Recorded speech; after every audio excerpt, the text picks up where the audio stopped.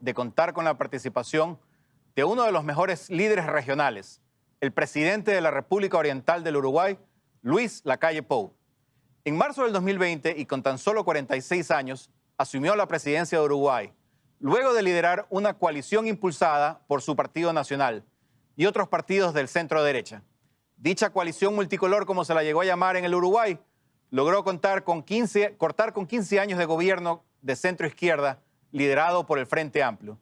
El presidente es uno de los referentes más notables en la región, que ha salido a defender un concepto tan importante como es la libertad responsable durante la pandemia, donde no hizo que sus ciudadanos tengan que elegir entre la salud o la economía, sino dando prioridad a ambas y manteniendo un amplio grado de libertad para la población y a su vez exigiendo que sus ciudadanos respondan con la debida responsabilidad que el cuidado de la salud y la comunidad ha requerido durante la pandemia.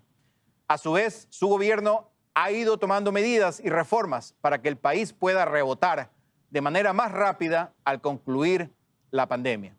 Antes de ser elegido presidente, Lacalle Pou ha participado en varios eventos de partners de la Red de Atlas, incluida la Fundación Internacional para la Libertad en España, el Centro de Estudios para el Desarrollo en el Uruguay y el Cato Institute en los Estados Unidos. El presidente será entrevistado por Martín Aguirre, quien además de ser editor en jefe del diario El País en Uruguay, es miembro del Consejo Asesor del Centro para América Latina de Atlas, editor del newsletter semanal del Centro Mirada Sur y asesor del Centro de Estudios para el Desarrollo en Uruguay, y que forma parte de la red de think tanks independientes en la región. Es un honor y un privilegio para nosotros contar con la presencia en este Liberty Forum regional. Y adelante, por favor, Martín.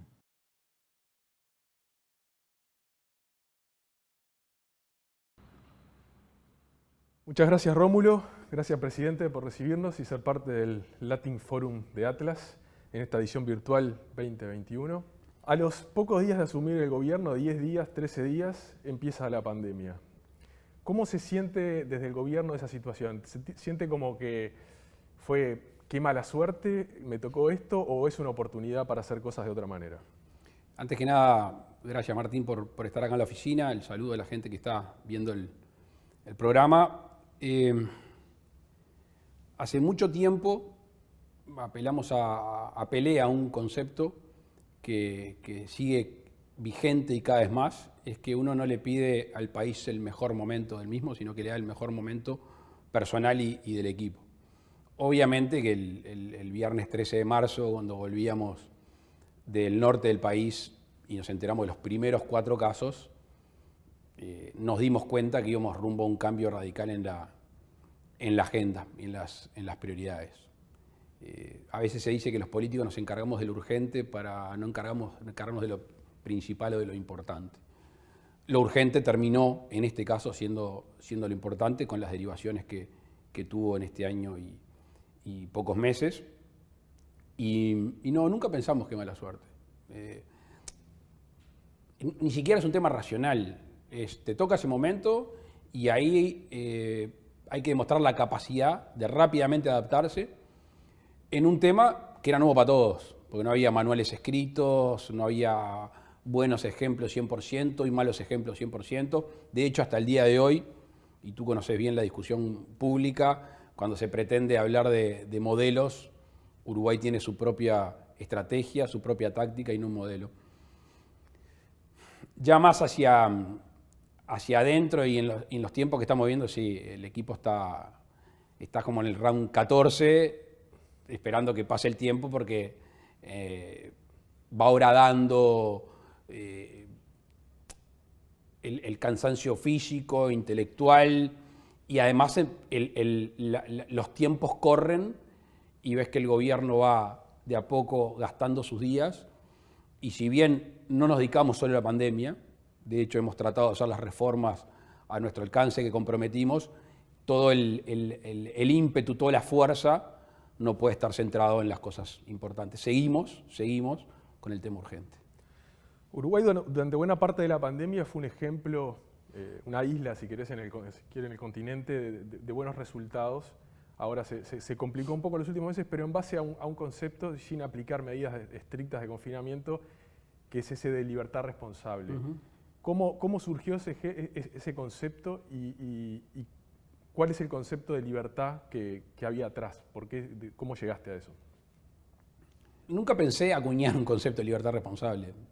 Simplemente en una comunicación a la opinión pública dije libertad responsable y después empezó a trabajar sobre el mismo, si es bueno, si es malo, si es completo, si es individualista, si es, bueno, todo lo que tú has escuchado. El fin de semana del 21, 22 de marzo fue un fin de semana muy difícil.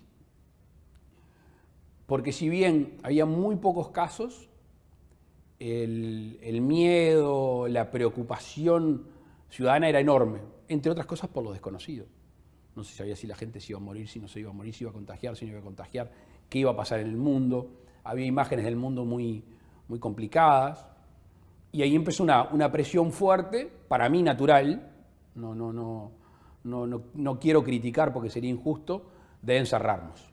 O sea, la primera reacción ante el miedo es meterse dentro de la cueva, encerrarse. Y fue la decisión más difícil. Para mí fue el fin de semana más difícil, o uno de los más difíciles desde que empezó la pandemia, porque gente muy cercana te pedía: Luis, cuida a nuestros hijos, Luis, cuidanos a nosotros, no nos dejes morir, no nos dejes enfermarnos. Y ahí es donde uno se tiene que mirar hacia adentro y dice, bueno, ¿hasta dónde yo soy capaz de tomar una medida que contradiga la esencia, que contradiga las razones por las cuales uno está en la actividad pública? Y fue un fin de semana complejo.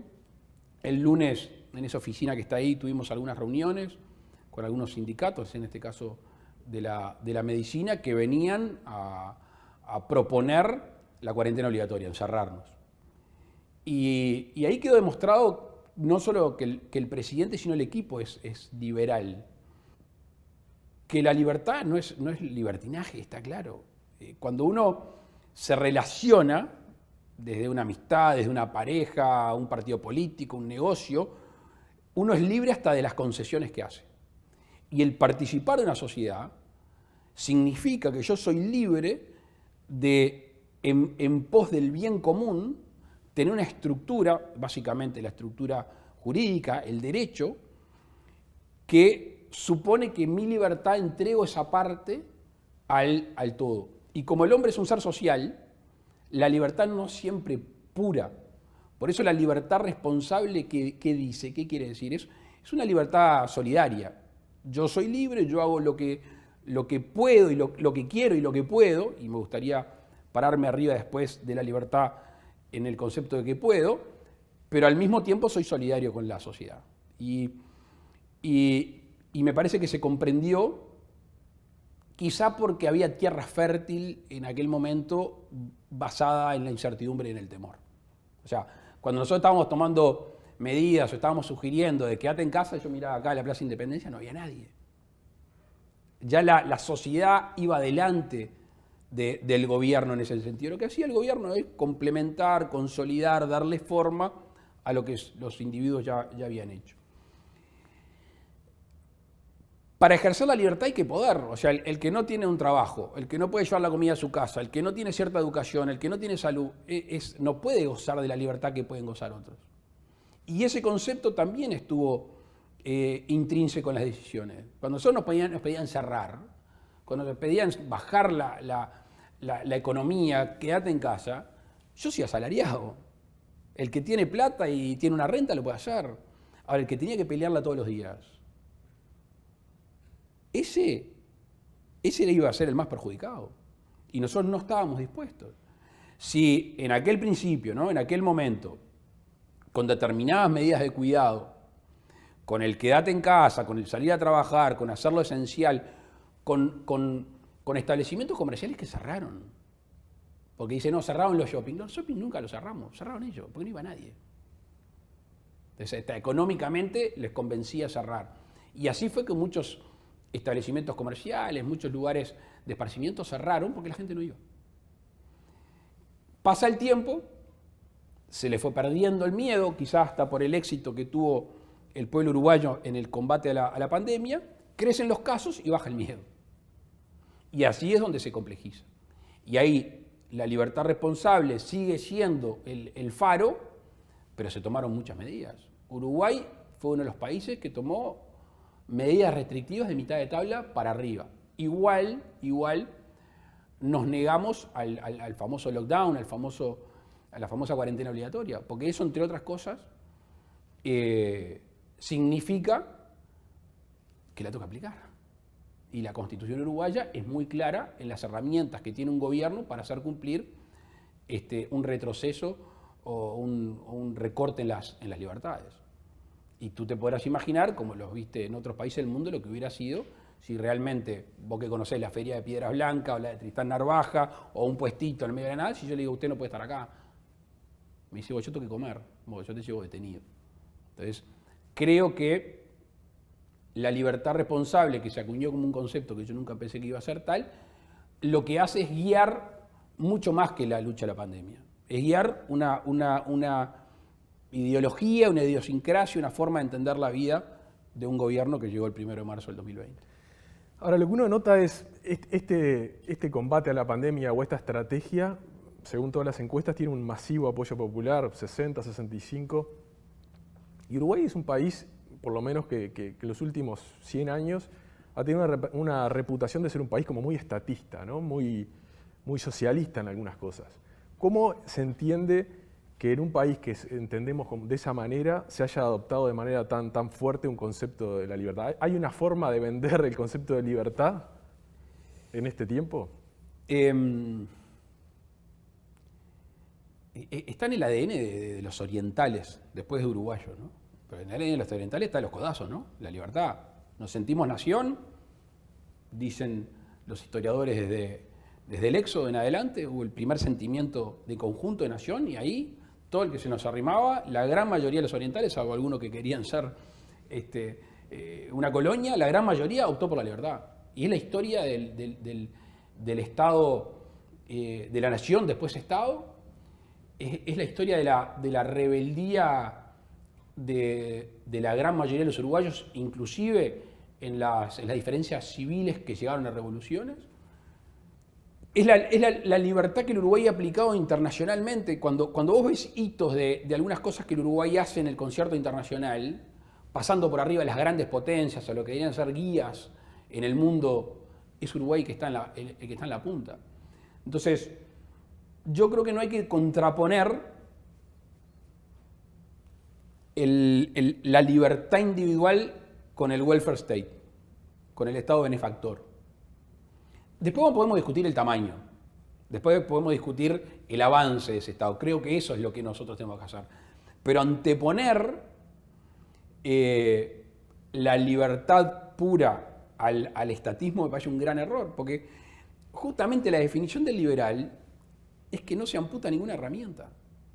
El liberal no es ortodoxo.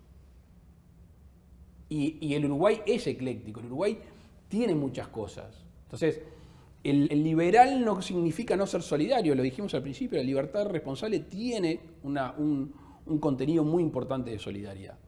Y de nuevo, hace algunos años en un congreso de una agrupación política acá, hablé de la libertad en círculos concéntricos, ¿no?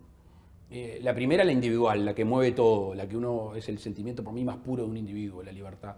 Pero después, en el entorno, la libertad en la sociedad. Y yo puedo ser libre, la sociedad puede ser libre si hay alguien que no tiene las herramientas mínimas de subsistencia, educativas, sanitarias. Es más, el Estado benefactor, en su dimensión, en el núcleo y no en la periferia, cuando empezamos a ver que hace inversiones en determinadas cosas, y bueno, naturalmente esto no es la función del Estado, pero el Estado nuclear, básicamente la seguridad, la defensa exterior, la salud, la educación y alguna otra cosa más. Ese es el que puede permitir que aquel que no puede gozar plenamente su libertad por determinadas situaciones, que le dé el empuje. Es el envión que puede dar el Estado benefactor, es el que después esa persona hace que sea independiente y pueda gozar más de la libertad. Me parece que siempre en la vida, y sobre todo en este mundo de fast food, etiquetar es más fácil, ¿no? Tuiteás, lees arriba, pum, pum, es este facho, pum, foca, todas esas cosas que no sé si son internacionales, pero acá se dice muy seguido. el pensar, el escarbar, creo que es lo que tenemos que hacer nosotros, no quedarnos con etiqueta. Entonces, el mundo del blanco-negro en algunas cosas sigue existiendo, en temas éticos, en temas morales sigue. Ahora, en temas de práctica política, si el faro es la libertad, las herramientas son de todo tipo. Capaz que por ese pragmatismo, en alguna entrevista reciente ha dicho que la salida, porque cuando termine la pandemia, cuando baje el agua, nos vamos a dar cuenta un poco de la crisis económica que va a dejar todo esto, ¿no? Y en alguna entrevista ha dicho que la salida es con inversión pública. Eso va un poquito en contra del canon liberal o de la ortodoxia económica, pero en Uruguay particularmente hemos tenido experiencias recientes como el caso de la regasificadora. ¿Cómo se hace para apelar a la inversión pública y evitar los vicios que en América Latina hemos visto que suelen venir asociados a eso? Atrás tuyo, yo no sé si la cámara... No, atrás tuyo hay un pizarrón, después te lo voy a mostrar. Ahí están, para mí, las obras más importantes que tiene por delante el gobierno. Algunas de ellas son públicas y otra es estímulo a la inversión privada. Te diría que mitad y mitad. Un país debe de facilitar determinadas obras de infraestructura para que se desarrolle el sector privado, el individuo. De hecho, Uruguay tiene vocación de ser receptor de mucha gente y en alguna medida está pasando. Y después de la pandemia, si la cosa termina medianamente bien y rápido, creo que va a haber una migración mundial y Uruguay puede llegar a ser un lugar, por la composición misma de nuestro territorio, la densidad demográfica, la libertad, etcétera, unos lugares donde llegue. A eso hay que darle infraestructura. Y esa infraestructura es pública. La salida de la crisis, que significó una caída fuerte del empleo y que tiene también, o va a tener también, un factor emocional, un factor de que la gente va a estar tendiente a invertir, tendiente a salir, es como que se retrajo mucho. Eso hay que acompañarlo con una visión y con una acción del gobierno de que arranca nuevamente el país. Pasando un poco a la región, en los últimos meses hemos visto el fenómeno un poco de lo que ha ocurrido en Chile, más que meses, años, con las protestas populares, ocurrió en Colombia. La otra vez entrevistaba a un experto americano que decía que Brasil probablemente fuera el próximo objetivo, como ya casi una estrategia. ¿No tiene miedo que eso pueda pasar en Uruguay? ¿No hay ninguna chance de que eso pueda pasar en Uruguay? ¿Cuál sería la receta para evitar ese tipo de fenómenos? Entenderás, Martín, que me cuesta mucho opinar de otros países. No me corresponde y la investidura de parte me obliga a tener prudencia en ese sentido. Cuando me retire voy a ser de opinólogo, que me encanta, ¿no? Pero obviamente Colombia tiene sus particularidades, Chile ni que hablar, la propia Argentina, Brasil es un continente, o sea, hablar de Brasil es muy difícil. Podemos hablar del nordeste y no estamos hablando de Porto Alegre y tampoco de San Pablo ni de Tierra Adentro. Es muy difícil como componente. Sí sé que en esta era de la comunicación es muy importante dar mensajes de confianza a gente que lo va a interpretar distinto porque tiene distintas necesidades. Entonces, el vínculo entre el gobierno y la sociedad, aún en la discrepancia, tiene que ser un vínculo de confianza, un vínculo de respeto a la institucionalidad y claramente una noción y una convicción de que dentro de la ley todo, fuera de la ley nada. Leí ayer un artículo, no recuerdo dónde, que hablaba de las olas, ¿no? La ola progresista, la ola de la centro-derecha, la ola populista. Yo no creo en las olas. Realmente no creo en las olas de opinión pública que si viene una ola a Sudamérica barra con todo, ni de un lado ni del otro. Sí hay factores que de alguna manera nos unen. Por ejemplo, el precio de las materias primas. Paraguay, Argentina, Brasil, cuando el precio de las materias primas tiene un impulso mundial, como aparentemente empieza a surgir ahora, genera un efecto en la economía. Cuando las más grandes potencias, China o Estados Unidos, se cierran o se abren en América Latina, genera cambios económicos. Son distintas las consecuencias. movimientos que están por fuera de la convivencia ciudadana siempre pueden surgir. Siempre creo que pueden surgir. No creo que sean de dimensión en nuestro país. Siempre ha habido algún foquista ahí, pero no creo que generen dimensión. Y si lo hay, claramente el gobierno se va a encargar de que no exista. Más allá del tema de las olas ideológicas, parece haber algunos cambios políticos en la región, ahora lo que está pasando en Perú, lo que puede pasar en Brasil, que para un país chico como Uruguay y que tiene una vocación de apertura o de influencia regional, pueden hacer más difícil ese diálogo, ¿no? Sobre todo buscando una apertura. ¿No genera preocupación que eso pueda ocurrir y que volvamos, si bien no a una ola ideológica, a una ola proteccionista regional que haga más difícil esa integración? Es tapar el sol con un dedo. Si América Latina como bloque, si existiera como bloque, que yo lo pongo en tela de juicio, quisiera convertirse aún en más proteccionista, porque ya somos proteccionistas, el Mercosur es la región más proteccionista del mundo, está en la liguilla seguro, me parecería un gran error, Vamos a hablar de lo que nos corresponde, a mí me corresponde Uruguay y me corresponde el Mercosur. Yo tengo una enorme confianza en que este mundo que se viene está diseñado para un país como Uruguay. Y por eso estamos en una carrera aperturista con ciertas dificultades con algunos vecinos, pero estamos convencidos de que el mundo que se viene es para nuestro país. Y si nos mantenemos cerrados, nos va a pasar por arriba. Entonces, ahí hablemos de olas. La globalización. La globalización es una de las virtudes más grandes de las cuales Uruguay se puede beneficiar. Y hacia allí es donde tenemos que ir, con una capacidad intelectual instalada en nuestro país, con una capacidad de modernización del país que ha demostrado. O sea, ¿por qué sale un unicornio acá de Uruguay? ¿Por qué las grandes empresas tecnológicas de la región vienen acá a poner una pata?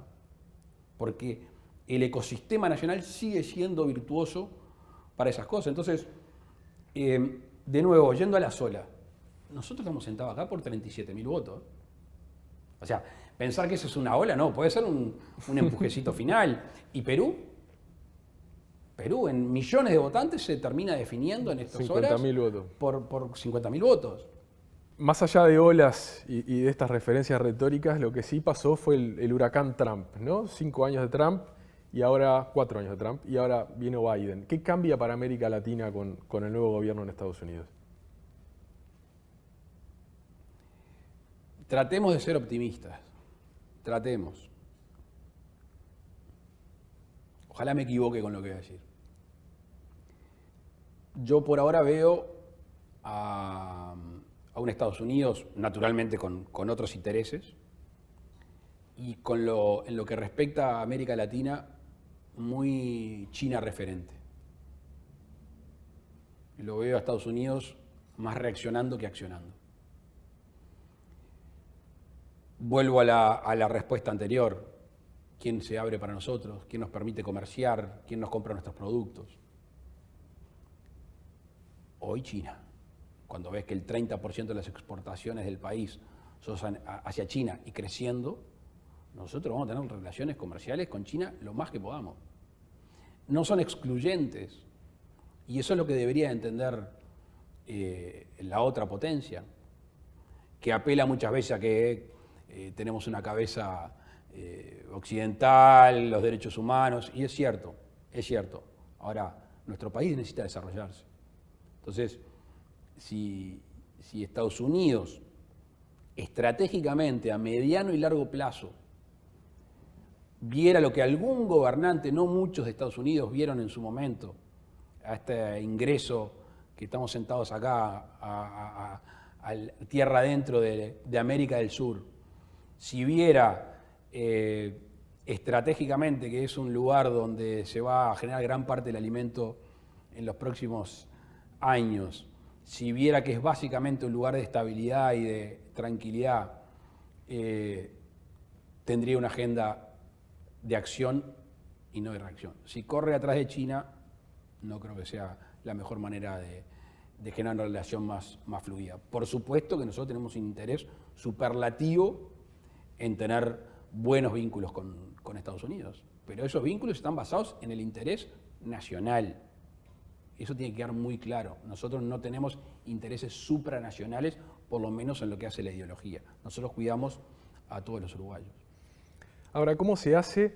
Hoy en día China es prácticamente el primer socio comercial de casi todos los países de América Latina, ¿no? Y la realidad es que la historia y la tradición china son bastante diferentes a la idiosincrasia de América Latina y hasta su forma de gobierno es muy diferente a la que hemos adoptado la mayoría de los países de América Latina. ¿Cómo se hace para compaginar, sobre todo en un mundo que parece apuntar a una especie de nueva guerra fría, para estar en el medio, poder mantener buenos contactos comerciales con China sin quedar comprometido o sin recibir algún tipo de presión o influencia de esa manera de entender la política? Sin ser permeable a las presiones. Nosotros nos manejamos desde el punto de vista diplomático en los que tenemos intereses confluyentes. En los otros, obviamente no.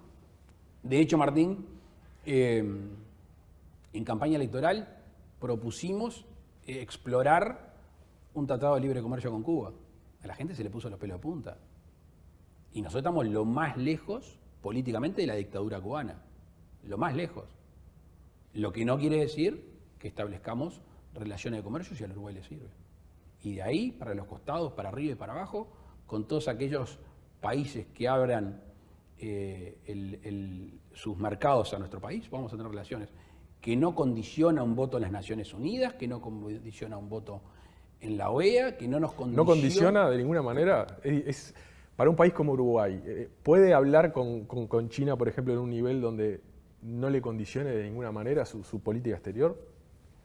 En lo que yo llevo de gobierno, puede.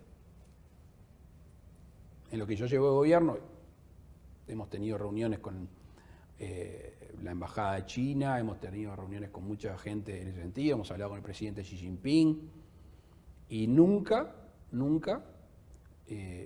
se puso en términos de si se opina políticamente de esto, hay apertura, y si no, no. Nunca. Primero porque hay una relación de respeto y todos sabemos qué piensa cada uno.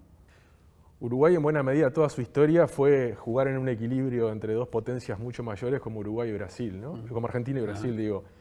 ¿Tiene Uruguay algo para enseñarle o para transmitirle a América Latina de cómo moverse en este nuevo mundo bipolar que parece que se nos está abriendo? No, sería un acto de soberbia enseñarle a alguien. Nosotros estamos tranquilos hacia dónde va Uruguay, estamos tratando de convencer a nuestros socios del Mercosur de que esta unión que tiene 30 años tiene que modernizarse, tiene que hacerse un lifting, tiene que ponerse más moderno, tiene que moverse más rápido, tiene que ser más ágil, tiene que liberarnos un poco del encierro, que tiene que dejar de ser proteccionista. Nada mejor para Uruguay que ir con la barra. Si yo voy con Argentina, con Brasil y con Paraguay, somos grandes, pesamos más. Ahora, si no voy con Argentina, con Brasil y con Paraguay, déjenme ir solo. Que no es contra ellos, es simplemente adelantarnos un poquito, porque el mundo va para allá, irremediablemente el mundo va para allá. Y a nosotros nos pusieron acá 5 años. Entonces, lo que tenemos que hacer es adelantarnos, es la capacidad de anticiparnos y hacer las cosas rápido. Para ir cerrando, presidente, generalmente en la política se dice que cuando se llega al gobierno es difícil mantener el vínculo con la sociedad o con la gente, en el sentido de que uno tiene muchos asesores, muchos filtros, muchas maneras de intermediarios en esa comunicación. ¿Ha sentido esa soledad, digamos, del poder? ¿Ha sentido cómo se hace para mantener ese vínculo y no perder esa sensibilidad con la gente de a pie que por lo menos por ahora las encuestas marcan que sigue teniendo? Una cosa son las decisiones, porque la decisión última es personalísima. Por más que uno se asesore de la gente más idónea, más cercana, que más confianza le merece, la decisión final, sobre todo en los temas difíciles, es personalísima y como tal la asumo. No rehuyo y la acepto, la valoro y soy un agradecido en tener que tomarlas porque al fin y al cabo trabajé toda mi vida para ser el presidente de todos los uruguayos. Con respecto al contacto popular, al contacto con la ciudadanía, a mí es lo que me hace vivir, me hace vibrar, y yo sin eso no soy. Eso es lo que me llena. De hecho, me han criticado mucho por salir, por andar flojo de custodia, por sacarme fotos, por conversar. Cuando no lo puedo hacer es como que estoy encerrado, es como que estoy negando parte de la razón por la cual llegué hasta acá. Y para mí eso es un alimento anímico, espiritual, único. Soy feliz, con eso soy feliz. Cuando ando medio cascoteado, medio bajoneado, a la gente. Y la gente, que no es el aplauso fácil, es la crítica, es ir a una manifestación y hablar con los manifestantes, como lo hice el otro día en el norte, gente que estaba quedándose sin laburo, pero sos su representante, es muy fuerte eso. Y perderlo debe ser en un instante. Perder ese hilo, esa conexión debe ser un instante. Y si lo perdés, fuiste. Si lo perdés ya no representás. Yo tengo la suerte que aparte me gusta mucho. Sí, se nota. Presidente de la Calle Pou, muchas gracias por recibirnos, muchas gracias por ser parte de este evento de Atlas virtual este año. Esperemos que el próximo año podamos hacerlo en persona y contar con su presencia también. Muchas gracias, Martín, un gusto. Gracias, señor presidente.